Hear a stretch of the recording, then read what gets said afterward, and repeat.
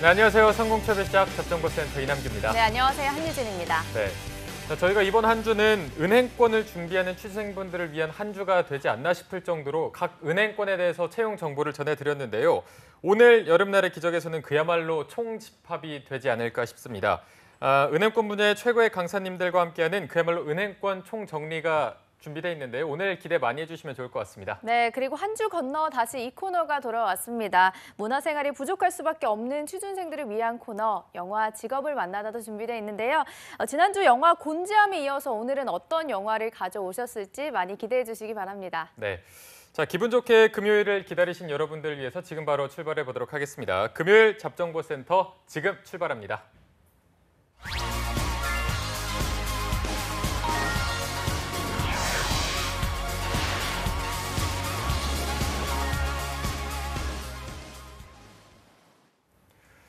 네, 채용 공고가 뜬 후에 전략을 짜면 늦습니다. 채용 공고가 뜨기 전에 미리미리 준비를 해야겠죠. 전문가들의 날카로운 시선으로 하반기 공채를 대비하는 잡정보센터 특집 여름날의 기적 시즌3 오늘도 계속됩니다. 네, 이번 주는 은행권 합격 전략에 대해서 짚어보고 있는데요. 오늘이 마지막 시간입니다. 은행권 공채 합격을 위한 모든 노하우를 알려드리기 위해서 저희가 어렵게 이분들을 모셨는데요. 네. 은행권 공채 절대 지존인 미스터 뱅쌤, 류스한쌤 모셨고요. 그리고 이어서 잡정보센터에 떠오르는 젊은 피입니다. 정주원 강사님, 그리고 오늘 잡정보센터에서 처음 함께하게 된 이승재 쌤도 모셨습니다. 세 분 어서 오십시오. 안녕하십니까. 네, 안녕하세요. 네, 안녕하십니까. 안녕하세요. 네, 또 오늘도 이렇게 꽉 차게 또 인사를 드리고 있습니다. 저희가 올 상반기 시즌에는 은행권 채용 비리 여파로 상반기 채용이 거의 좀 셧다운 되다시피 해서 좀 많은 분들이 힘들어하셨는데 또 이제 하반기에는 역대급 채용이 열릴 것이다 이렇게 말씀도 해주셨고 아마 많은 분들이 기대를 많이 할 것 같습니다. 그래서 이 기회를 놓치지 않기 위해서 정말 어벤져스급 기라성 같은 분들을 저희가 오늘 모셔봤는데 먼저 뱅쌤께 여쭤보자면 조금 취준생분들이 벌써부터 좀 눈치 작전을 하고 있는 것 같죠? 예, 그 눈치 작전을 하는 게 두 가지 정도 이제 나오는데 지금 그 이번 하반기부터 이제 필기 시험이 대대적으로 이제 본격 도입되면서 필기 시험이 이제 중복될 수가 있습니다. 그 요일이 네. 날짜가 중복될 수 있어서 거기에 대해서 눈치 작전이 나오고 그다음 이번 8월 30일 날, 29일, 30일 날 그 동대문 DDP에서 그 한 군데만 이제 지원할 수 있는 그 모의 면접이죠. 네. 모의 면접, 사전 면접이 현장 면접이 있는데 거기에서도 또 눈치 작전이 또 발생하고 있습니다. 주원 선생님께서 보실 때는 하반기 경쟁률을 예상한다면 좀 어느 정도로 하십니까?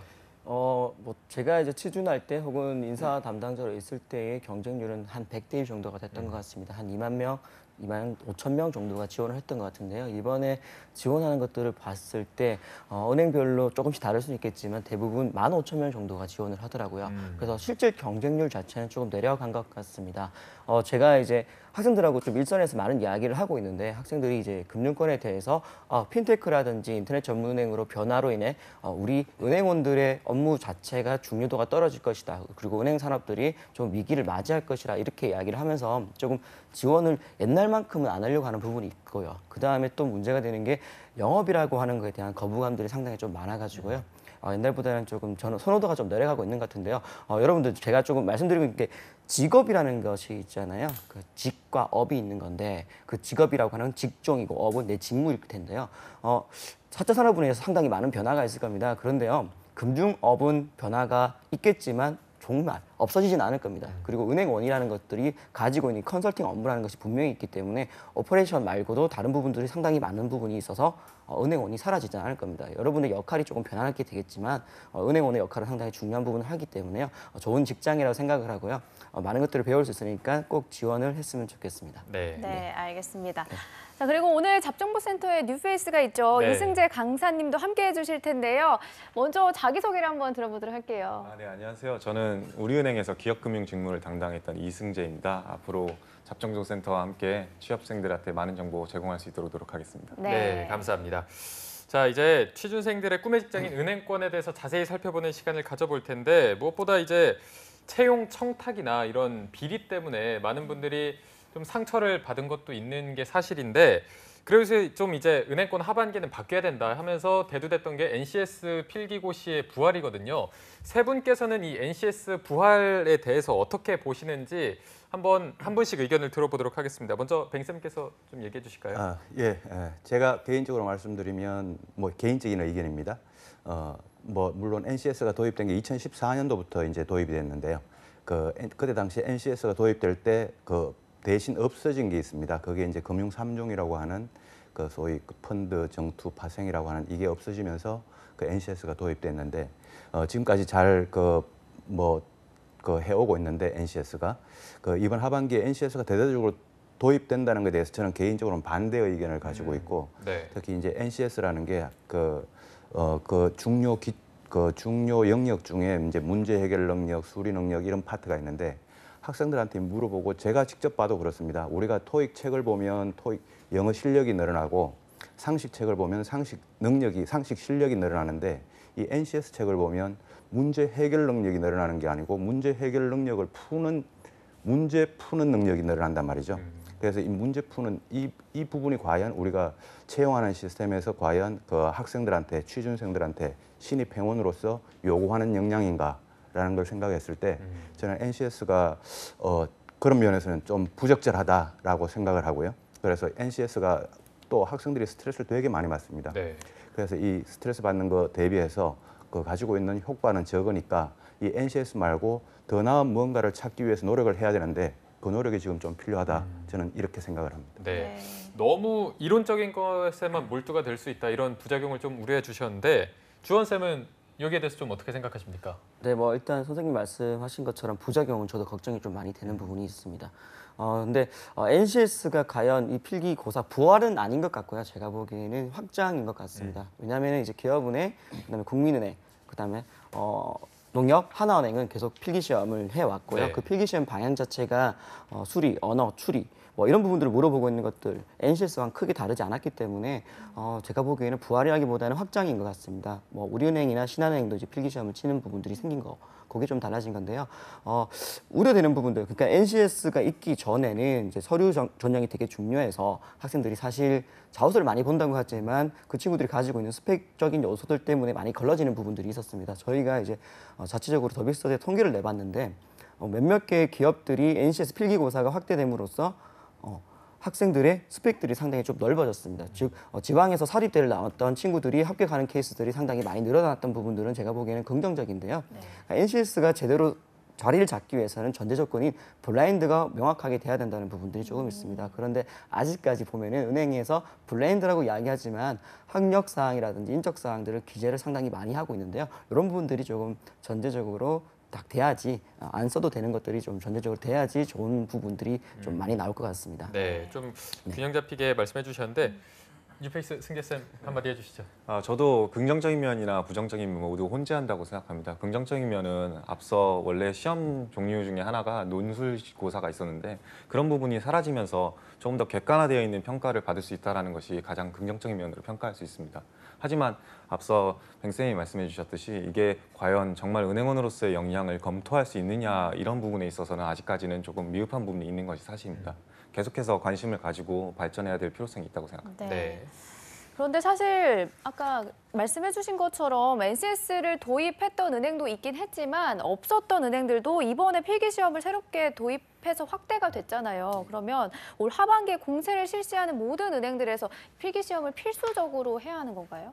네, 사실상 필수적으로 하는 것 같습니다. 뭐 물론 아직까지 공채에 관련된 전형들이 확정이 돼서 공고가 나온 것은 아니어서요. 이렇습니다 말씀을 드리긴 그렇지만 상반기에 진행했던 기업들은 전부 다 필기시험이 들어가 있었고요. 그런 부분들이 확대되는 추세인 것 같습니다. 네. 뱅쌤이 보시기에는 어떤가요? 예, 그렇죠. 이제 우리가 필기시험이라고 할 때 NCS 이 평가를 필기시험에 포함시킬 거냐라고 하는 가 이제 먼저 정의가 돼야 되는데 이거를 포함시킨다 그러면 모든 은행이 다 이제 필기시험을 도입하고요. NCS는 우리가 인사 담당자들의 어떤 차원에서 봤을 때 NCS는 항상 인적성 검사와의 대체제 관계에 있기 때문에 NCS와 인적성을 동시에 이렇게 도입하고 있는 은행은 없습니다. 그런 관점에서 봤을 때 NCS 인적성을 빼고 난 나머지 그러니까 객관식 상식이나 주관식 논술 이 시험을 이제 필기 시험이라고 봤을 때는 그 지금 우리 하반기에 국민은행은 아마 이제 객관식 주관식을 도입하지 않을 것 같고요. 나머지 기업, 신한, 우리 하나, 농협은행은 다 이 객관식 시험, 주관식 논술을 폐지하는 대신 객관식 시험을 도입할 것 같습니다. 그래서 NCS는 별도로 하고 그 이외의 객관식과 주관식 평가에서 주관식은 이제 없어지는 분위기에서 객관식 평가는 국민은행을 제외한 나머지 5개 은행이 다 이번 하반기에 도입하게 될 것 같습니다. 네. 마지막으로 승재 쌤은 어떻게 예상하시는지도 들어볼게요. 함부로 말씀을 드릴 수는 없겠지만 이제 저희가 은행 채용 규준안이 만들어지고 난 이후에 이제 이런 필기 시험들이 도입이 됐잖아요. 근데 그 규준안을 잘 살펴보면은 은행이 임의로 그 전체 채용 프로세스를 바꿀 수 있도록 되어 있습니다. 그렇기 때문에 함부로 이것이 필기 시험이 계속 있을 것이다, 없을 것이다라고 말하기는 조금 섣부를 것 같습니다. 하지만 거기 규준안을 보면은 아시겠지만 미리 그 공채 전에 어떤 프로세스를 가지고 있고 어떤 문제가 나올 것이다라는 거를 공지하게끔 되어 있습니다. 그렇기 때문에 따라서 항상 눈에 띄게 올라오는 채용 공고들이라든지 이런 것들은 실시간으로 확인해가지고 미리미리 준비하시는 건 중요할 거라 생각됩니다. 네, 네. 알겠습니다. 자, 저희가 은행권 채용 특집 첫날에 저희가 뱅쌤을 모시고 이제 뱅쌤이 말씀하시기를 필기 시험이 도입이 되면서 서류 전형을 합격하는 인원이 규모가 더 늘어날 것이다. 이렇게 말씀하셨는데 주원쌤은 이 의견에 좀 동의하십니까? 네, 완전 동의합니다. 선생님 말씀하신 게 맞는 것 같은데요. 규모가 좀 어느 정도로 늘어날 것이고 네. 좀 이게 또 서류 전형은 이걸로 인해서 어떻게 변화할 거라고 전망을 할 수 네. 있을까요? 일단은 여러분들이 되게 걱정을 많이 하는 게 자소서잖아요. 그래서 계속 자소서를 저한테 막 물어봐요. 갖다 주면서 이거 어떻게 해서. 근데 왜 나한테 물어보는지 본인 자소서인데 그렇잖아요. 그래서 화나셨나요? 너무 분위기 좀 깔았는 것 같아가지고요. 제가 그러니까 본인 자소서에 대해서 그렇게 자신감이 없이 이렇게 막 접근을 하는데 말씀드리고 싶은 것은 자소서는 그렇게 중요하지 않아질 거예요. 그러니까 원래도 그렇게 중요하지 않았지만 중요도는 계속 내려갈 거고요. 이게 뭐 명확하게 몇 배수가 더 늘어났다라고 하는 자료가 있는 것은 아닌데 저희가 이제 합격했던 학생들을 좀 확인해보고 저희 학생들의 이제 변동을 좀 체크를 해봤을 때요. 기업은행 같은 경우에는 20배수가 필기 시험을 갔습니다. 네, 그 다음에 신한은행 같은 경우에는 30배수가 갔고요. 그 다음에 우리은행이 15배수가 갔습니다. 즉 과거에는 은행에 필기시험을 가는 학생들이 10배수 정도였고요. 신한은행 같은 경우는 면접을 가는 학생들이 5배수 조금 넘게 갔단 말이에요. 그러면은 그만큼의 우리가 면접을 볼 수 있는 필기시험을 치는 학생들이 상당히 많이 늘었고 서류를 합격하는 경우가 되게 많이 늘었기 때문에 필기시험의 중요도가 상당히 올라간다고 보셔야 될 것 같고요. 자소서에 대해서 여러분들이 너무 많이 신경을 쓰고 썼다가 지웠다가 안 써지니까 다시 나가서 술 한잔 마시고 그 다음에 안 된다고 해서 마감까지 쓰는 시간은 사실은 시간을 상당히 낭비하고 전략적이지 못한 부분이 될 수 있는 겁니다. 그래서 여러분들이 조금 필기시험을 좀 더 많이 집중을 해줬으면 좋겠습니다. 네. 승재쌤 그러면 합격 규모의 증가가 지원자들한테 좀 유리한 상황이다 이렇게 볼 수도 있을까요? 아무래도 유리한 상황은 맞다고 생각이 듭니다. 왜냐하면 일단 기본적으로 서류 전형에서 기회를 더 많이 받을 수 있고 필기로 넘어간다는 것은 어떻게 보면은 지원자들에 있어서 서류 부담감을 좀 줄여들 수 있다는 것이 사실입니다. 네. 하지만 전체 채용 프로세스 전반을 봤을 때는 이것은 또 컨트로버셜하다고 생각합니다. 왜냐하면은 옛날에는 저희가 자격증란이라든지 여학성석란이 과거에는 작년까지만 하더라도 없었거든요. 네. 신한은행이나 우리은행 같은 경우에도. 근데 5월에 떴던 이제 신한은행 공채라든지 아니면 우리은행 공채만 보더라도 이번에 자격증란이나 어학점수란이 부활했습니다. 그 얘기인즉슨 추가로 준비해야 될 것들이 요소들이 있는 거고 실제로 신한은행 2차 면접, 임원 면접에서는 왜 자격증이 없냐라는 질문을 실제 면접자에게 물어보기도 했었습니다. 네. 따라서 어떻게 보면은 서류의 그 자소서에 대한 부담감은 줄어들 수는 있지만 자격증과 같은 서류에 대한 부담감은 오히려 늘 수 있다는 것이 조금은 단점일 수 있다고 생각합니다. 네. 어쨌든 두 분 다 서류 합격 규모는 증가할 것이다 이렇게 동의를 해주셨는데 그럼 백쌤 이게 필기 시험에서 좀 왕창 떨어뜨릴 수 있는 가능성이 높아진 거겠네요. 그렇죠. 예, 우리 이승재 선생님 말씀 주신 것처럼 결과적으로는 똑같습니다. 결과적으로는 200명, 300명 뽑히는 건 똑같은 건데요. 결국 그 전에 이제 인원이 어느 과정에서 떨어지냐의 문제고 결과적으로는 똑같지만 이제 그 서류 합격 인원은 늘어나는 효과는 분명히 가지고 오게 되는데 이제 우리 취준생들의 입장에서는 작년까지는 서류 붙기가 참 힘들었는데 올해는 서류까지는 붙는데 크게 무리는 없다. 근데 이제 그다음 관문이 이제 필기 시험에서 왕창 떨어지는 이런 현상이 이제 생기죠. 네. 그래서 올해 하반기는 제가 늘 말씀드렸다시피 이 필기 시험이 최대 난코스, 우리 취준생들에게 난코스가 되고 작년까지는 서류 전형에서 최고 이제 난코스였습니다.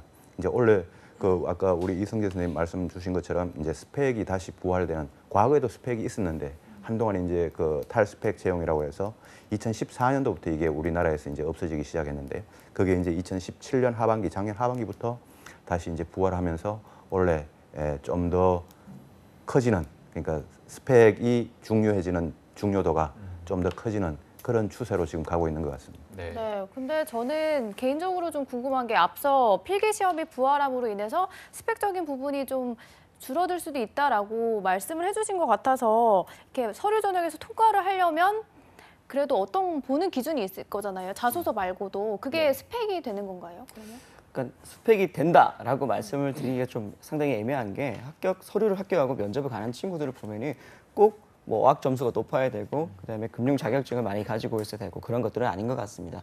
그런데 보면은 그래도 대부분의 친구들이 금융권과 관련된 금융권의 로열티를 보일 수 있는 인턴이나 아르바이트 경험을 조금 가지고 있는 부분들이 있거든요. 그래서 여러분들 시간이 많다면 지금 보고 있는 학생들이 만약에 3학년이라고 한다면은 금융 자격증, 어학 점수, 기본적인 스펙을 당연히 쌓아야 되는 부분들은 당연히 필요하다고 생각을 하고요. 그런 게 아니라 지금 당장 이번 9월부터 내가 취업을 해야 된다. 그러니까 온 스펙이 안 된 상태에서 내가 취업을 앞두고 있는 상태라고 하면은 너무 자격증을 지금 집중하시는 것은 오히려 채용 프로세스에 집중하지 못해서 기회를 못 만들어내는 걸 수도 있습니다. 그러니까 합격했던 사람들을 통계를 내보면은 꼭 스펙이라고 말하는 것이 높은 것은 아니니까 거기에 대해서 너무 집중을 하시는 것보다는요. 지금 자소서를 좀 더 써보고 그 다음에 인적성 공부. 그러니까 지금 계속 NCS 이야기 하잖아요. 그게 너무 중요해지고 있으니까 그 부분들을 조금 더 집중하시는 게 효율적인 지준 방법인 것 같습니다. 그러면 기본적인 스펙은 갖춰놓고 그러면 서류 전형은 충분히 할 수 있으니까 그 다음에 필기 시험을 준비해라라는 말씀이신 거예요? 네, 맞습니다. 정확하신데요. 그러니까 토익 점수가 낮아도 서류는 붙습니다. 필기 시험이 확대가 됐으니까. 예, 그리고 최종 합격에 있어서 학생을 봤잖아요.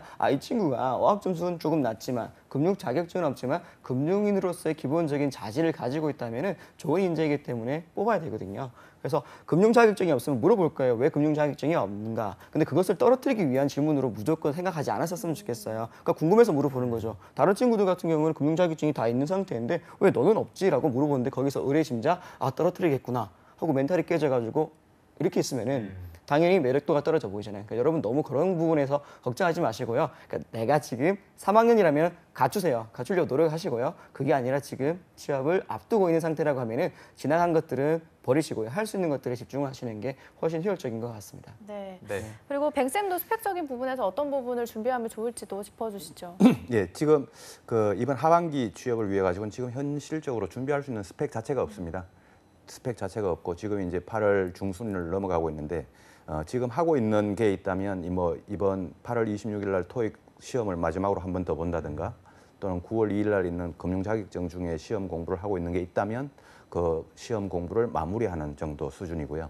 그거 이외에는 지금 추가적으로 스펙을 만들 수 있는 시간은 없으니까 지금 현재는 자소서하고 인적성, NCS, 객관식, 경제상식 이 공부를 하고 있는 게 지금 현재는 가장 최선이고 평상시에 우리가 준비하고 있어야 될 거는 이제 스펙이 다시 높아지는 중요도가 높아지는 이런 추세를 다시 가고 있으니까 조금 이제 다음 시즌을 만약에 준비한다면 그때는 토익 공부나 자격증 공부를 하나쯤 또는 점수를 조금 더 높이기 위해서 이번 11월 끝나고 난 다음에 그때서부터는 다시 이제 좀 준비를 해볼 수 있겠지만 지금은 현재는 없습니다. 스펙은.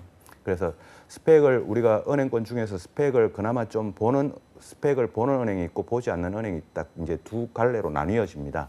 우리 국민은행하고 기업은행은 국민은행하고 기업은행이 이제 스펙을 좀 안 보는 은행으로 그러니까 서류를 대부분 이제 붙여줘서 필기 시험을 많이 보게 하는 이런 은행으로 이제 두 은행이 있다면 나머지 네 군데 은행은 서류에서 그래도 지금 많이 떨어집니다. 2만 명이 지원하면 17,000명 정도가 서류에서 떨어집니다. 그럼 이 서류에서 떨어지는 이 2만 명 중에 17,000명 정도가 무엇에서 떨어지냐면 스펙 아니면 자소서입니다. 이 서류 전형 이퀄 스펙과 자소서의 평가입니다. 그래서 스펙과 자소서의 평가인데 지금 현재는 이제 스펙을 갖출 시간은 없으니까 이제 지금 현재는 서류 전형을 위해서는 자소서가 조금 더 뭐 좀 비중을 높여야 되는 서류 전형을 위해서라면요. 그래서 자소서를 조금 비중을 높여야 되는 그런 시기가 아닌가 생각됩니다. 네. 자, 이게 또 자소서의 비중이 줄어들었다고는 해도 많은 분들이 이거를 그래도 잘 써야 된다는 부담감은 항상 있을 텐데 저희가 여기서 좀 OX로 여쭤보고 싶은 게 있어서 앞에 판넬을 들고 제가 질문하면 거기에 OX를 해주시면 되겠습니다. 이번 하반기에 은행권 자소서 문항에 변화가 있을 것이다면 O를 들어주시고요. 변화는 없고 유지될 것이다면 X를 들어주시면 되겠습니다. 자, 그러면 자, 하나, 둘, 셋. 뱅쌤은 잘렸네요. 변화가 있을 것이다. 이제 네. 두 분은 변화가 없이 유지될 것이다. 그럼 먼저 좀 변화가 있을 것이다 의견을 먼저 예, 좀 뭐 당황하셨나요? 변화가 있을 거라는 게 확 네. 바뀌지 않습니다. 네네. 확 바뀌는 게 아니고 그 일부 그 매 시즌마다 그랬습니다. 지금까지 거의 한 10년 가까이요. 10년 가까이 자소서라는 게 지난 시즌하고 똑같이 나왔던 은행은 한 군데도 없었고요. 어떻게든 바뀌는데 이제 중요한 질문은 바뀌지 않습니다. 중요한 질문 항상 이제 그 학생들한테 물어보고 싶은 질문이 지원 동기라든가 입행 후 계획이라든가 뭐 꼭 너만의 어떤 노력이 있었다든가 뭐 입행을 위한 뭐 차별화된 노력 뭐 이런 중요한 질문들이 있는데 이런 중요한 질문들은 바뀌지 않을 거라고 생각되고요. 네. 그 이외에 뭐 학교 다니면서 뭐 열정을 가지고 노력해봤다라든가 뭐 다른 뭐 여타 자소서 항목들은 많은데 이런 항목들은 바뀌는 게 계속 수시로 바뀌는 게 정상이고 바뀌어야 됩니다. 그리고 지금 최근 이제 우리 지금 취업 시장에서는 학생들이 미리 많이 자소서를 준비를 해놓습니다. 바로 지난 시즌의 자소서를 가지고 미리 준비를 해놓고 그거 가지고 또 컨설팅을 받고 또 업그레이드를 시켜놓고 이제 학생들 취준생 입장에서는 모범 답안을 만들어 놓는 거죠. 근데 그걸 가지고 이제 만약에 그 은행권에서 지난 시즌하고 똑같이 자소서 문항을 내버리면 이게 형평성에서 차이가 발생합니다. 처음 이제 신규로 도전하는 취준생과 그걸 가지고 그 컨설턴트라든가 이런 그 컨설팅을 받아서 미리 준비해 놓은 자소서와 이 형평성의 차이가 생기기 때문에 제가 인사 담당자였을 때도 마찬가지고 지금도 마찬가지고 인사 담당자라면 자소서 문항을 바꾸는 게 정상이고 바꾸는 게 인사 담당자가 할 일입니다. 어쨌든 중요한 질문은 바뀌지 않고 거의 좀 대동소이할 정도로 바뀔 거라고 말씀해 주셨는데 두 분은 이제 좀 유지될 것이다 하셨으니까 승재 쌤은 어떤 부분에서 유지가 될 것이라고 보십니까? 일단 전통적으로 은행들 같은 경우에는 기본적으로 지원 동기 문제라든지 아니면 입사업 포부, 직무 역량에 관련된 질문들은 항상 물어왔습니다. 그리고 이런 것들을 물어보는 가장 큰 의도는 과연 너는 은행이 앞으로 어떻게 변할 것이며 그 방향성에 너가 일치하는 인재라든지 그거를 한번 확인해 보고자 하는 질문들입니다. 네. 문항에 대한 그런 글자들 뭐 이런 것들은 조금씩 변화할 수는 있습니다. 하지만 질문의 요지가 중요하다고 생각합니다. 은행이 물어보는 질문의 요지들은 너가 앞으로 우리 은행과 함께 커갈 수 있는 인재이냐, 그리고 그걸 위해서 어떤 준비들을 해왔냐, 그리고 그러한 사람이 가지고 있는 사회적 시각은 어떠냐를 묻고 있습니다. 그렇기 때문에 작년 같은 경우에는 동기 플러스 이제 4차 산업혁명에 맞는 인재냐 이런 것들도 물어보기도 했고요. 올해도 마찬가지입니다. 분명히 그런 항목들에 대해서는 조금씩 문장은 파라프레이즈가 될 가능성이 크지만 실질적으로는 사회에 대한 안목 이런 것들 또한 은행원으로서의 자세를 물어보는 거기 때문에 그 자질적인 요소에서는 변함이 없을 거라 생각됩니다. 네. 네. 마지막으로 주원 쌤은 네, 두 분 다 말씀해 주셔가지고 약간 당황스러운데 마지막이 좀 그렇습니다. 할 수 있습니다. 네, 할 수 있습니다. 여러분 저는 할 수 있습니다. 네, 근데 그렇습니다. 뭐 삼성 같은 경우 항목이 전통적으로 안 바뀝니다. 네, 그리고 현대자동차도 안 바뀌죠. 예. 근데 은행 같은 경우는 바뀌는 것처럼 보일 수 있는데요. 사실 본질적인 부분들, 그러니까 인성을 보고 그리고 우리 직무에 대한 로열티, 직종에 대한 로열티, 그 다음에 이 친구가 가지고 있는 역량 이런 부분들을 물어보고 있는 큰 부분들은 전혀 바뀌지 않습니다. 여러분들 그러니까 문장 하나하나에 너무 신경을 쓰셔가지고 문장이 좀 바뀌었으니까 이거 다시 써야 되는 거 아닌가 너무 고민하지 마시고요. 그리고 컨설팅 좀 받으려고 하지 맙시다, 여러분. 그러니까 본인의 자소서잖아요. 그러니까 내 자소서를 내가 만족하지 못하면은 그거 읽는 사람이 만족을 못하겠죠. 예. 그리고 자소서가 너무 중요하다고 생각하는 거는 이 취업 시장이 만든 거란 말이에요, 여러분들. 그걸 통해 돈을 버는 사람들이 자소서 첨삭을 많이 받아야 됩니다라고 이야기하는 거란 말이에요. 아니거든요, 여러분들. 저 인사 담당할 때 자소서 열심히 보죠. 열심히 보는데 기본적인 스펙이 안 돼 있으면 자소서에 눈이 안 간단 말이에요, 여러분들. 그러니까 이 친구 기본적인 스펙이 안 됐는데 당연히 자소서에서 그렇게 뛰어나다 인재라고 하는 것이 이해가 안 된단 말이에요, 여러분들. 그러니까 너무 자소서 걱정을 하지 마시고요. 기본적으로 물어보는 우리 회사에 대한 로열티, 내가 가지고 있는 직종에 대한 로열티, 나의 역량, 인성 이 부분들을 물어본다 생각을 하시고 미리 조금 경험들을 정리해 보시고요. 그런 경험들 속에서 내가 어떤 부분을 보여줄 수 있는지 좀 체크하시고 내셨으면 좋겠습니다. 네. 네. 세 분의 쌤 모두가 큰 변화는 없을 것이다 라고 답변을 해주셨는데요. 다음 것도 왠지 갈리지 않을까 하는 생각이 듭니다. 네. 다음 질문이 자소서가 이번 채용에 있어서 합격 당락에 큰 영향이 있을 것이다, 없을 것이다. OX로 들어주시죠. 하나, 둘, 셋. 주원쌤 역시. 오늘 재밌네요. 자꾸 갈리고 있습니다. 네, 주원쌤은 계속해서 자소서가 그렇게 중요하지 않다, 힘을 쏟지 마라 라고 강조를 해주시고 있어요. 어떻게 예상하시나요? 솔직히 말씀드리면 같은 생각을 가지고 있었습니다. 같은 생각을 가지고 있었지만 X를 들었던 이유는 자소서를 너무 걱정하지 말았으면 좋겠다. 그 시간에 인적성 공부를 해라를 말씀을 드리고 싶어서 한 거고요. 네. 채용 프로세스를 한번 분석을 해보면은 은행의 면접은 구조화 면접이 아닙니다. 즉, 이 친구가 가지고 있는 경험을 분석을 하고 이 경험 속에서 우리 직무의 직종의 어떤 부분을 보여줄 수 있는지 체크하고 사례를 체크하는 그런 문제의 질문이 아니고요. 팀워크를 통해서 어떻게 이 친구가 본인의 포지션을 정확하게 잡을 수 있는가, 그 다음에 본인이 가지고 있는 생각들을 논리적으로 어떻게 PT로 보여줄 수 있는가, 그 다음에 인성적인 부분을 조금 체크해보는 정도의 질문입니다. 그러니까 행동이 더 중요한 면접이라는 거죠. 그래서 너무 자소서에 관련되는 부분들을 읽어보고 질문 체크하고 하는 부분들은 없을 겁니다. 다만 이제 최종 면접이라고 하는 이제 임원 면접에서는 자소서의 내용과 본인의 경험을 체크하는 부분이 있을 텐데요. 여러분도 그 부분 너무 걱정하지 마시고 자소서보다는 인적성입니다. 네. 알겠습니다. 네, 그리고 승재쌤은 왜 O를 들어주셨는지. 물론 이제 서류 전형에서는 이제 자소서의 당락이 좌우되지 않을 가능성이 크고 많은 기회가 제공될지도 모르겠습니다. 하지만 자기소개서라는 건 어떻게 보면 채용 프로세스 전반에 있어서 첫 단추와 같다고 생각합니다. 거기서 처음으로 제가 이 회사를 왜 지원하는지를 쓰고 여기서 어떤 일을 하고 싶은지를 쓰기 때문에 그거는 결국에는 본인들이 면접에 가서 얘기하게 될 가장 기초적인 내용들이 될 것입니다. 이거를 대충 써놓게 되면은 가장 큰 문제는 뭐냐면은 필기를 다 합격하고 난 이후에도 면접을 따로 준비해야 된다는 문제가 발생합니다. 그리고 지금 현재 시중에 있는 모든 기업들이 뭐 블라인드 채용이다라고 얘기하는데 은행 규준안을 보시면 아시겠지만 블라인드 채용에는 이름, 성별, 나이, 학교, 신체 조건 이 5가지만을 블라인드로 지정하고 있지 자기소개서를 블라인드로 할지 말지 여부는 미정입니다.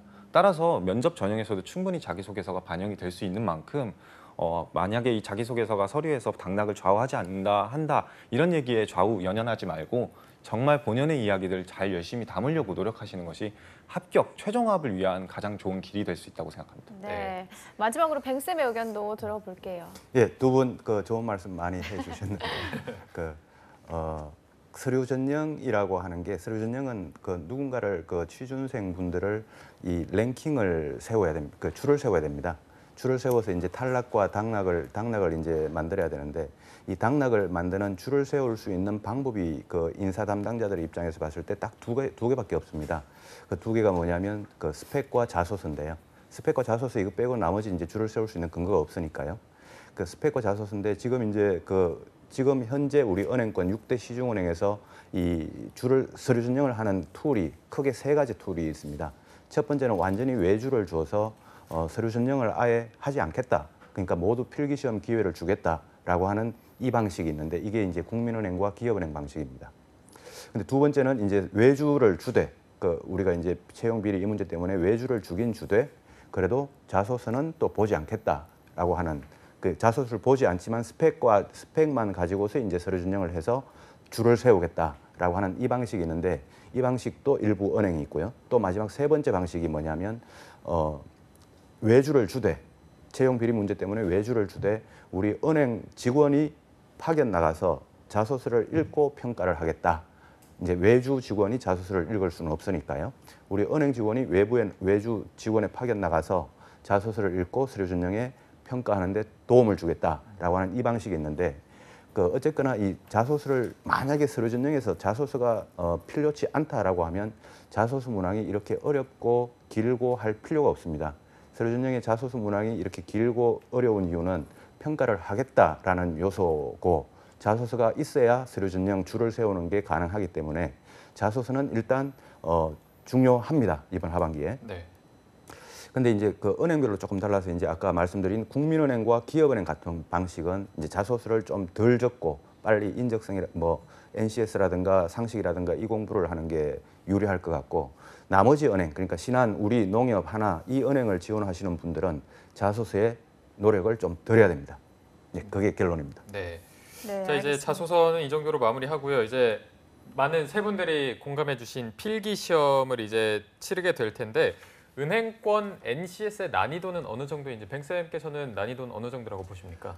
예, 그 NCS 문제 평가 문제를 보면 난이도가 높은 건 아니라고 보여집니다. 난이도가 높은 게 아니라 아까 제가 이제 초반에 말씀드린 것처럼 그 NCS 문제를 풀면 실제로 그 능력이 늘어나는 게 아니라 문제 푸는 능력이 늘어나는 게 이게 문제고, 그다음에 이 NCS 문제가 그 문제를 풀어보면 난이도가 높은 게 아니라 시간 안에 푸는 게 요게 어려워서 그렇지 문제의 난이도 자체가 어렵다라고는 보여지지 않습니다. 충분한 시간을 주면 누구나 다 풀 수 있는 그런 문제가 NCS 문제인데, 뭐 조금만 생각해 보면요. 근데 뭐 난이도가 그걸 또 난이도를 높게 만들어내기도 하고 뭐 낮게 만들기도 하고 뭐 그런 문제가 충분히 나오고 있는 걸로 알고 있습니다. 네. 근데 난이도가 높은 것도 바람직스럽지 않고 난이도가 높은 것도 바람직스럽지 않고, 이 NCS를 잘 본다고 해서 일을 잘한다라고 하는 것과 이 검증 관계가 성립되어 있지 못하기 때문에 이 NCS를 가지고 저는 뭐 상당히 NCS에 대해서 조금 비판론적인 그런 네. 입장인데, 오히려 우리 취준생 학생분들을 좀 더 어렵게 만드는 이 코스지, 이게 절대로 좋은 인재를 선발하는 데 있어 가지고 가장 베스트 툴이다라고 이렇게는 이제 보지 않는 그 입장을 갖고 있습니다. 네. 그래서 이 난이도는 그렇게 어려워야 될 필요는 없다고 이제 생각하는 게 저의 입장입니다. 어쨌든 그런 생각이시고 또 실제로 또 그렇게 어렵지 않다고 예, 보시는 예, 거죠? 예. 그럼 주원쌤께서는 난이도 어느 정도로 보십니까? 그러니까 이제 은행별로 조금 난이도는 조금 상이한 것 같습니다. NCS 자체의 난이도는 전반적으로 그렇게 높은 편은 아닙니다. 대기업군들을 따져봤을 때는 그렇게 높은 편은 아니고요. 조금 어렵다고 이야기하는 것들이 하나은행이 조금 학생들이 좀 까다롭다고 이야기하고요. 그다음에 농협도 조금 까다롭다고 이야기를 합니다.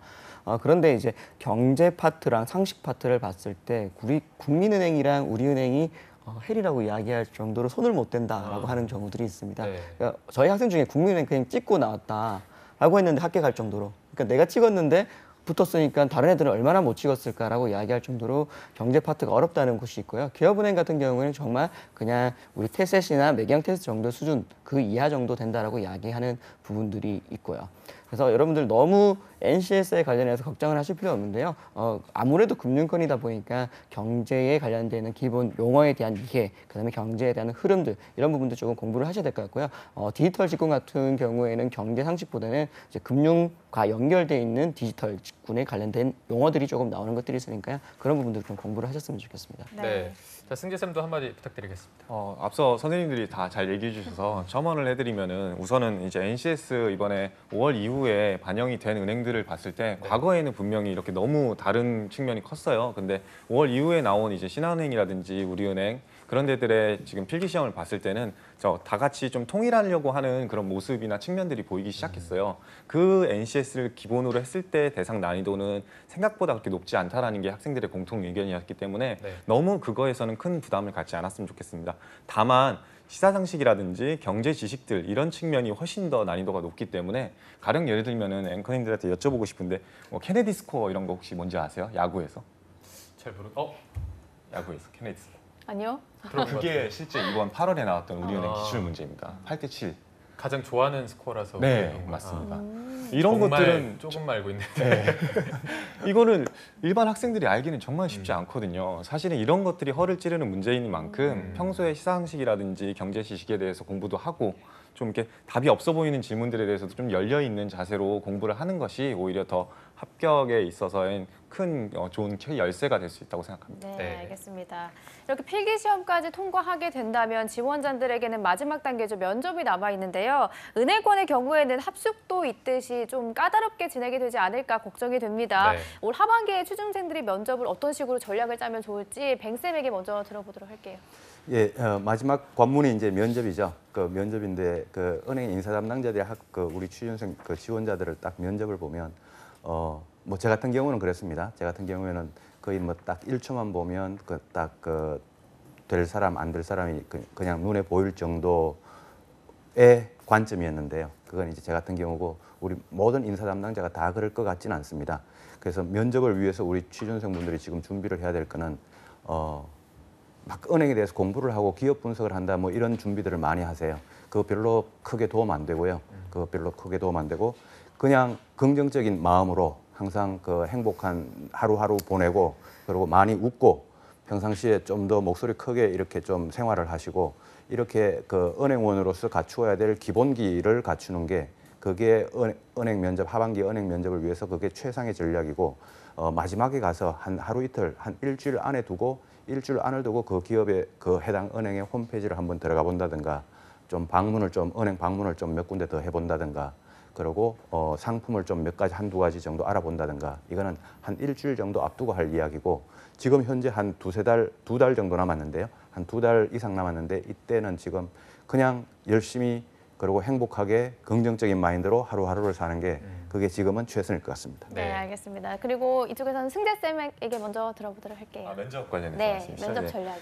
일단은 최근에 면접장에 가게 되면 인사 담당자들이 가장 공통적으로 학생들한테 한다는 질문을 받은 적이 있습니다. 그게 뭐냐면은 답변을 외운 답변을 하지 말 것, 동문서답하지 말 것, 거짓말하지 말 것.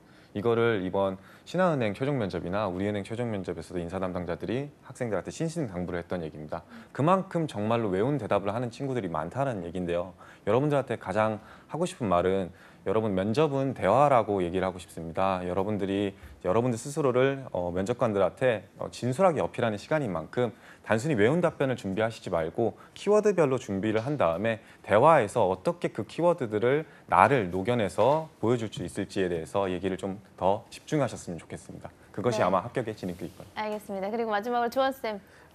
두 분께서 약간 인성적인 부분을 말씀하셨으니까 저는 전반적인 좀 프로세스를 조금 말씀을 드리면은 은행에서 면접을 하는 게 팀 활동이 있고요, 팀 PT가 있고요, 그 다음에 개인 PT, 그 다음에 협상 면접, 토론 면접. 네, 그 다음에 창의성 면접 관련되어 있는 부분들 그리고 인성 면접 이런 식으로 좀 나와 있습니다. 여러분들 지금 뭐 사실 준비할 건 아닌데요. 전반적인 채용 프로세스에서의 면접, 1차 면접이 어떻게 구성을 돼 있는지는 한번 체크해 보시고요.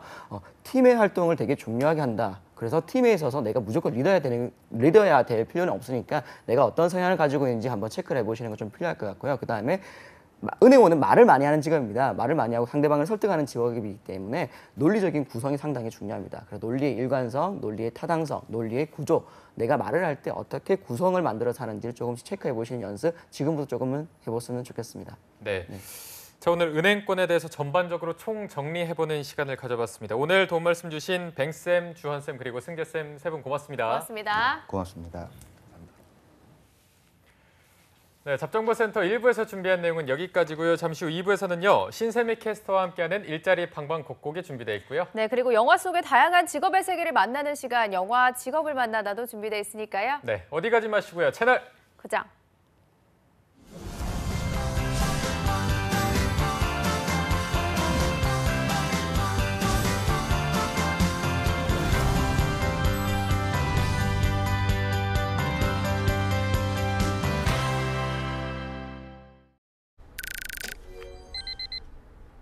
무리한 야근과 회식은 퇴근 후 업무 연락도 7월 1일부터 300인 이상 사업장의 노동시간이 단축됐으니까요. 집중해서 일하면 회사도 가족도 더 많아진 일자리로 청년들도 일은 줄이고 생활은 높이는 행복 밸런스 일생활 균형. 고용노동부가 함께합니다. 한국 직업 방송을 보면 취업이 보입니다.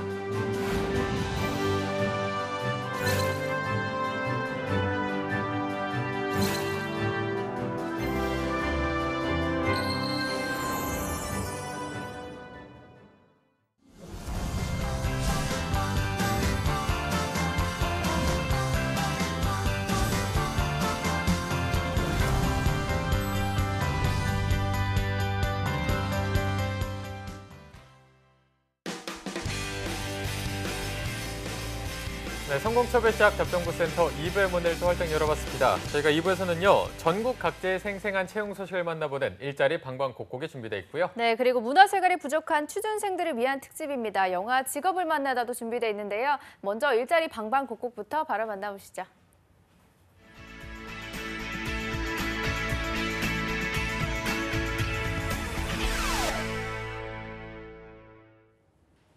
네, 매일매일 전국 각지의 생생한 채용 정보를 알아보는 일자리 방방곡곡. 오늘은 경기도 먼저 연결해 봅니다. 이천 고용복지플러스센터의 이혜진 주무관님 안녕하세요. 네, 안녕하세요. 이천 고용복지플러스센터 이혜진입니다. 네, 오늘은 어떤 일자리 소식 가져오셨나요? 이번 주 소개해드릴 곳은 이천시 백사면 청백리로에 위치한 조미료 및 식품 첨가물 제조업체 주식회사 BHC 이천공장입니다. 이번에 치킨 소스 생산직 3명을 모집합니다. 학력과 경력은 무관하며 식품공장 생산직 경험자, 인근 거주 및 차량 소지자, 장애인 등을 우대합니다. 주 5일 근무로 근무 시간은 오전 9시부터 오후 6시까지이고 급여는 월급 210만 원으로 연장 근무 및 특근 시 수당은 별도로 지급되고 복리후생으로 자녀 학자금이 지원됩니다. 접수 마감은 채용 시까지이며 이력서와 자기소개서를 담당자 이메일로 접수한다고 하니 자세한 사항은 워크넷 채용 정보를 확인하시기 바랍니다. 네, 학력과 경력이 무관한 구직건인데요. 관심 있는 구직자 여러분들의 많은 지원 바라겠습니다. 주무관님 바로 다음 소식도 알려주시죠.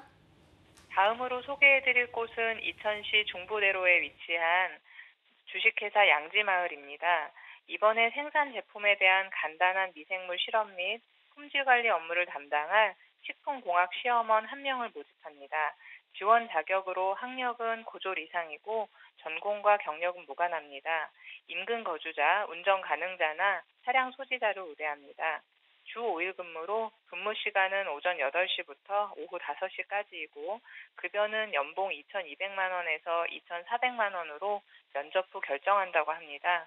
접수 마감은 채용 시까지로 이력서, 자기소개서, 졸업증명서를 방문과 이메일로 접수한다고 하니 자세한 채용 정보를 확인하신 후 지원하시기 바랍니다.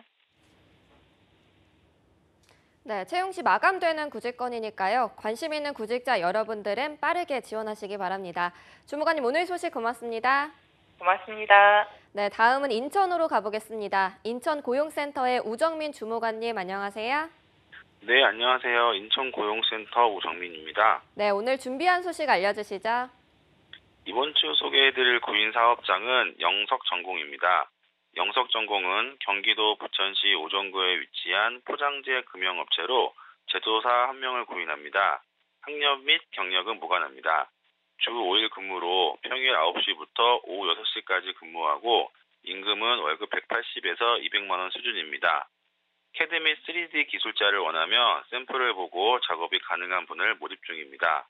입사를 희망하시는 분은 인천고용복지플러스센터 취업지원과로 문의해 주시기 바랍니다. 네, 학력과 경력이 모두 무관한 채용건입니다. 관심 있는 구직자 여러분들의 많은 관심 바라겠습니다. 주무관님 바로 다음 소식도 알려주시죠. 다음으로 소개해드릴 구인사업장은 주식회사 세인 I&D입니다. 세인 I&D는 인천시 남동구 고잔동에 위치한 자동차, 전자기기, 와셔 생산업체로 배송 납품 운전원 1명을 구인합니다. 학력은 무관하고 경력 3년 이상인 분을 모집합니다. 주 6일 근무로 근무 시간은 8시 30분부터 오후 5시 30분까지입니다. 임금은 월급 240에서 260만 원 수준이고 고객사 납품 및 제품 포장, 그 외 영업부 업무를 담당하게 됩니다. 입사를 희망하시는 분은 인천고용복지플러스센터 취업지원과로 문의해 주시기 바랍니다. 네, 3년 이상 경력의 배송 및 납품원 1명을 구인하고 있습니다. 관련 구직자 여러분들의 많은 지원 바라겠습니다. 주무관님 오늘 소식 고맙습니다. 네, 감사합니다. 네, 지금까지 일자리 방방곡곡 경기와 인천 지역의 채용 정보 알아봤습니다.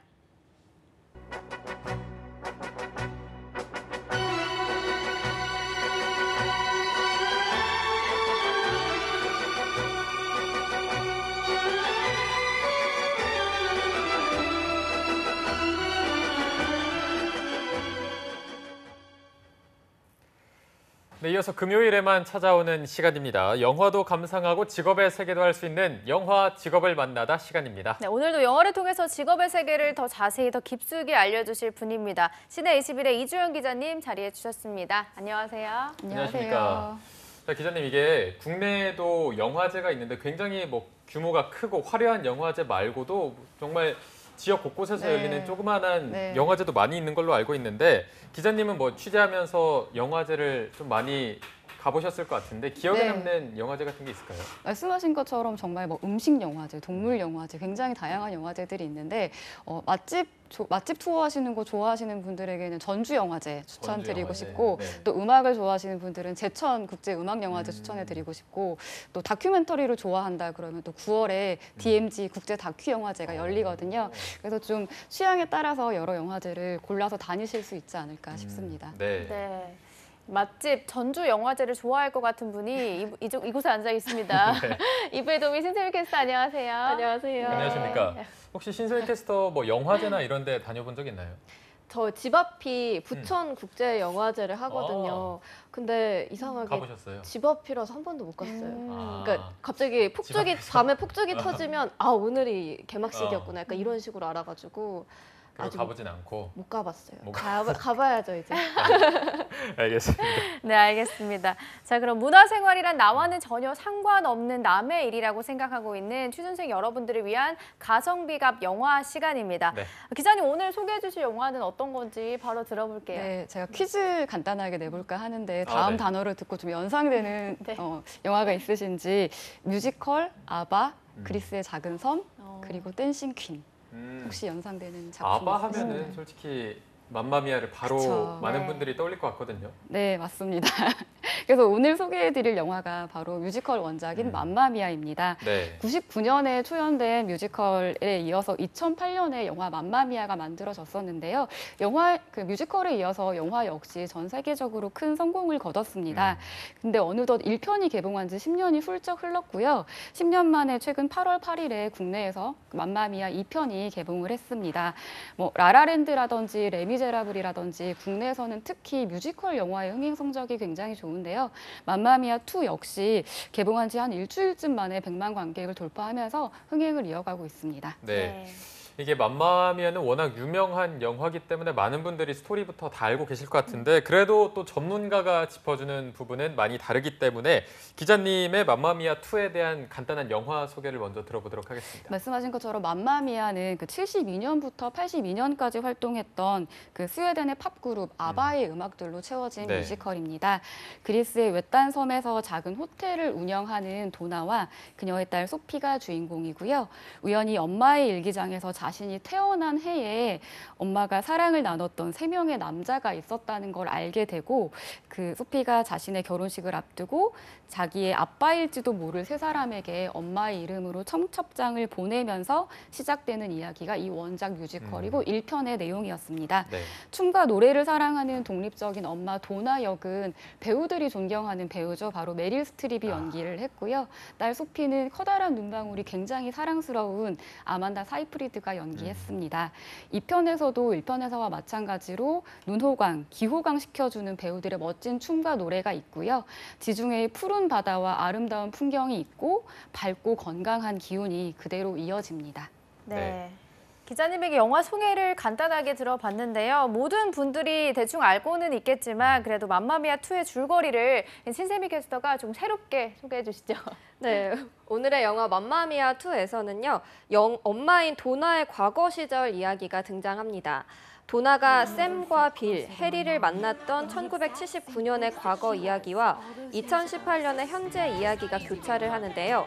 소피는 멋지게 호텔을 운영하는 게 꿈이었던 엄마의 뜻을 이어받아서 엄마의 추억이 고스란히 담겨있는 그리스 칼로카이리 섬의 호텔 벨라도나를 재개장합니다. 호텔 개업을 앞두고 멋진 파티를 계획한 소피는 3명의 아빠, 샘과 빌, 해리는 물론 엄마의 단짝 친구들인 타냐와 로지에게 파티 초대장을 보내는데요. 엄마 도나는 1년 전 세상을 떠나 이 자리에 함께하지 못합니다. 파티에 초대된 이들은 저마다 도나와의 아름다운 추억을 간직하고 있는데요. 세상은 넓고 인생은 짧다며 대학을 졸업하자마자 세계여행을 떠난 1979년의 젊은 도나는 파리에서 영국 남자 해리를 만나고 또 섬을 향하는 뱃길에서 빌을 그리고 칼로카이리 섬에서는 샘을 만납니다. 특히 샘과의 사랑은 특별할 줄 알았지만 샘에게는 이미 약혼자가 있었는데요. 결국 두 사람은 서로에게 상처만 안긴 채 헤어지게 됩니다. 이 시련의 아픔에도 불구하고 도나는 꿋꿋이 섬에서 정착하며 홀로 딸 소피를 낳아 기르는데요. 아직 상영 중인 영화라서 줄거리는 여기까지 말씀을 드리고요. 엄마의 젊은 시절과 어른이 된 딸의 이야기인 만큼 왠지 엄마와 딸이 함께 보면 좋은 영화일 것 같습니다. 네. 제가 뭐 맘마미아를 솔직히 보지는 못했지만 맘마미아에서 굉장히 또 중요하고 또 많은 화제가 됐던 게 풍경이 굉장히 아름다워서 이 부분이 굉장히 화제가 됐었는데 지금 잠깐 이렇게 영상을 얼핏 봐도 풍경이 굉장히 아름답거든요. 네. 그래서 또 기자님이 직접 꼽으신 명장면을 봐도 이런 장면이 많이 들어가 있을 것 같은데 네. 어떤 장면을 좀 꼽아주셨나요? 일단 영화 전체에 그리스의 그 작은 섬들의 그 아름다운 풍경이 너무 멋지게 네. 펼쳐져 있어서 이 영화가 그리스 관광 산업에 아마 크게 기여를 하지 않았나 싶은데요. 제가 첫 번째로 소개해드릴 장면은 도나의 젊은 시절 얘기입니다. 그 샘과 이별하고 상처받은 도나를 위로하기 위해서 도나의 특급 친구 타냐와 로지가 칼루카이리 섬으로 오게 됩니다. 우울할 땐 친구, 그리고 춤과 노래만한 특효약이 없잖아요. 다시 한번 4민조 그룹 도나와 다이나모스라는 이름으로 뭉친 새 친구는 시골 섬의 조용한 식당을 완벽하게 공연장으로 바꿔놓습니다. 이때 부르는 음악이 바로 지금 들리시죠? 맘마미아입니다. 맘마미아라는 곡 자체가 워낙 흥겹고 매력적이긴 하지만 10cm는 겉돈이 넘을 것 같은 아찔한 신발을 신고 나팔 바지를 펄럭이면서 맘마미아를 부르는 새 배우의 퍼포먼스에서 정말 눈을 뗄 수가 없습니다. 네. 기자님이 이 장면을 꼽아주신 데는 특별한 이유가 있을 것 같은데 어떤 건가요? 네, 이 편을 보는 큰 재미 중 하나는 배우들 보는 재미인데요. 그 79년의 과거의 캐릭터와 2018년의 현재의 캐릭터는 각기 다른 연령대의 배우들이 연기를 합니다. 그런데 어떻게 이런 높은 싱크로율을 자랑하는 배우들을 캐스팅했을까 싶을 만큼 완벽하게 두 배우들이 매칭을 이루고 있습니다. 특히 젊은 도나를 연기한 배우 릴리 제임스는 1편에서 메릴 스트립이 보여줬던 이 도나 캐릭터의 특징을 그대로 살려서 완벽하게 젊은 시절의 메릴 스트립의 모습을 보여주는데요. 실제로 촬영 현장에서도 릴리 제임스의 출중한 노래 실력과 연기에 대선배 배우인 메릴 스트립이 깜짝 놀랐다고 합니다. 네. 기자님이 짚어주신 대로 배우들을 또 주목해서 보면 색다른 재미도 느낄 수 있을 것 같은데요. 이어서 두 번째로 선택하신 명장면은 어떤 건가요? 네, 이제 맘마미아를 들었으니 이제 두 번째 명곡 댄싱퀸을 들을 차례입니다. 네. 그 맘마미아와 댄싱퀸은 이 영화를 대표하는 곡이라고 할 수 있는데요. 폭풍이 몰려와서 호텔 재개장 파티가 취소될 상황에 처한 포피는 크게 낙담을 합니다. 하지만 먹구름이 걷히고 태양이 뜨면서 반가운 사람들이 찾아오죠. 인생을 즐기면서 춤을 추자. 지금이 당신 생애 최고의 순간이라는 가사 내용처럼 이제부터 신나게 파티를 시작해보자는 의미로 댄싱퀸의 화려한 군무가 펼쳐집니다. 군무와 떼창만이 줄 수 있는 커다란 감동과 즐거움이 있는데요. 그 재미가 극대화된 장면 중 하나가 바로 이 멋진 푸른 바다를 배경으로 한 댄싱퀸 장면입니다. 네. 맘마미아에 이어서 댄싱퀸까지 명곡들이 계속해서 등장하고 있는데 1편과 비교하면서 보는 재미도 있을 것 같아요. 네, 이렇게 속편이 개봉하면 그런 질문을 해요. 1편을 꼭 봐야 하느냐. 근데 맘마미아도 사실 1편을 보고 2편을 보면 훨씬 큰 재미를 느낄 수 있는 작품이에요. 그래서 두 편을 비교해서 보면 더 재미있는 영화인데요. 맘마미아의 팬이라면 1편에서 댄싱퀸의 군무가 어떤 장면에서 등장했는지 아마 기억하시리라 생각됩니다. 1편에서는 갑자기 나타난 그 뜬금없는 옛 연인들 때문에 신경이 복잡해진 메릴 스트립이 친구들과 함께 거리로 뛰쳐나와서 댄싱퀸을 부릅니다. 도나, 타냐, 로지는 물론이고 섬에 사는 모든 여성들이 손에 든 일거리를 집어 던지고 거리로 나와서 당당하게 파워워킹을 선보이면서 이 댄싱퀸을 부르는데요. 맘마미아나 댄싱퀸은 물론이고 땡큐 포 더 뮤직이라든지 워털루 같은 아바의 명곡들은 시간이 흘러도 굉장히 감동적인 것 같아요. 이런 음악의 힘을 느낄 수 있는 장면입니다. 네. 이렇게 명곡을 들으면서 진행을 하다 보니까 시간이 너무 빨리 가는 것 같습니다. 벌써 마지막 명장면을 봐야 할 텐데 마지막은 또 어떤 건가요? 네, 엄마 얘기인데 소피에겐 도나라는 멋진 엄마가 있지만 도나에게는 딸에게 무심한 엄마 루비가 있습니다. 딸의 대학 졸업식에도 오지 않을 만큼 바쁘고 무심한 가수로 설정된 루비가 이 편에서 드디어 모습을 드러내는데요. 네. 소녀 소피의 호텔 재개장 파티에 헬기를 타고 등장한 할머니 루비는 이제 할머니로서의 역할을 해보려고 하지만 소피의 임신 소식을 들으면서 졸지에 그랜드 마더가 됩니다. 네. 이 장면을 마지막으로 꼽아주신 이유가 있을 것 같아요. 네, 지금 등장하는 백발의 이 분이 바로 셰어입니다. 특별히 이 셰어의 등장 장면에서 굉장히 반가운 감정을 느꼈던 분들이 많을 텐데 팝의 전설 셰어가 이 영화에서 루비 역으로 출연을 하고요. 셰어의 화려한 실제 경력이 영화의 타임라인과도 절묘하게 맞아떨어져서 별다른 설명 없이도 딸을 돌볼 시간이 없었던 팝스타 엄마라는 캐릭터를 구축합니다.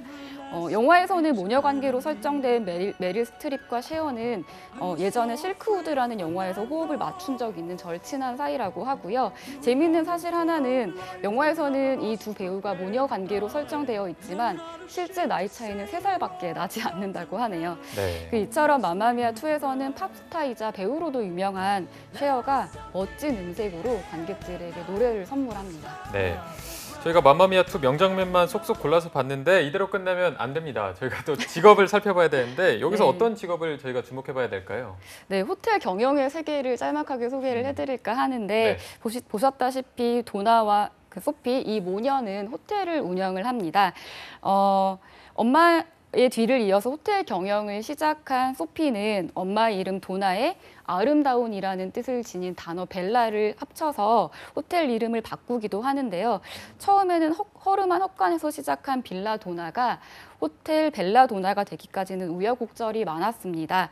1편에서 도나는 멜빵 청바지를 입고 낡은 숙소 구석구석을 혼자서 청소를 했지만 2편에서는 그리스 휴양지에 가면 저런 멋진 리조트에 한번 묵어보고 싶다 그런 생각이 리조트로 탈바꿈하는데요. 앤디 가르시아가 연기한 호텔 지배인 페르난도 캐릭터를 통해서는 호텔 지배인이 갖추어야 할 품위도 확인할 수 있을 것 같습니다. 네. 그리고 서비스 산업의 대표 주자인 관광 산업은 세계적으로 그 규모가 계속 확대되고 있는 추세고요. 그런 만큼 숙박업의 경쟁도 심해지고 있습니다. 전문 관광 인력에 대한 수요도 커지고 있고요. 최근에는 숙박 호텔을 통한 호텔 비교가 쉬워진 만큼 서비스의 질이 더욱 중요해지고 있습니다. 대학에선 호텔 경영학과에서 호텔 서비스라든지 마케팅, 재무 등의 이론 교육은 물론이고 실무 현장 교육을 병행하는데요. 최근에는 이렇게 전공자가 아니더라도 현지인의 숙소에서 묵을 수 있는 에어비앤비라고 하죠. 에어비앤비가 좀 발달을 하면서 전공자가 아니더라도 누구나 숙박업에 도전할 수 있는 환경이 마련해졌습니다. 그러나 에어비앤비라든지 호텔리어에게 는 관광산업 전반에 대한 이해가 필수고 그와 함께 외국어 능력도 중요시 됩니다. 무엇보다 또 서비스가 중요하겠죠. 네. 자, 오늘 영화 직업을 만나다 시네21의 이주현 기자님 그리고 신세미 캐스터 두 분과 함께했습니다. 오늘 고맙습니다. 고맙습니다. 네, 오늘 금요일 잡정보센터 재밌게 보셨는지 모르겠습니다. 오늘 저희가 준비한 내용은 여기까지입니다. 네, 저희는 월요일 오전 10시에 웃는 얼굴로 찾아뵙겠습니다. 시청해주신 여러분 고맙습니다. 고맙습니다.